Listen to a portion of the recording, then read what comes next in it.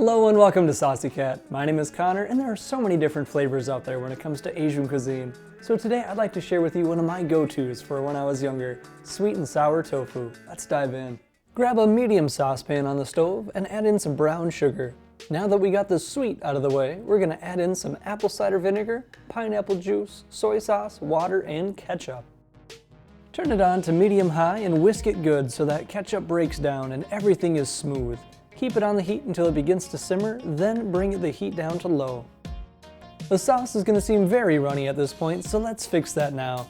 Get your stretches out of the way now because we're going to add some cornstarch and whisk, whisk, whisk.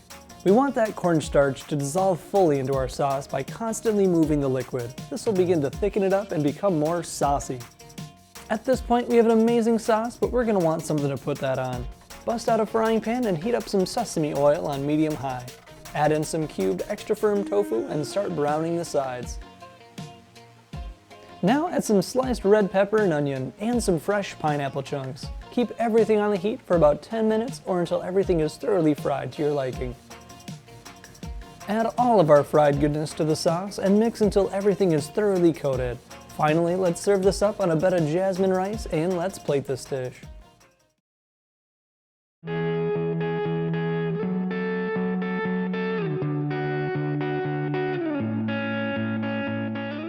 This right here is a Chinese classic. Our sauce has a bold tanginess to it that really is brought out in this dish.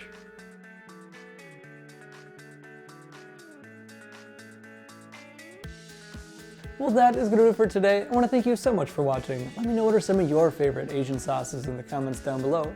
Like and subscribe for more, and we'll see you next time on Saucy Cat. This will begin to thicken it up and become more saucy. Saucy! Saucy. So saucy!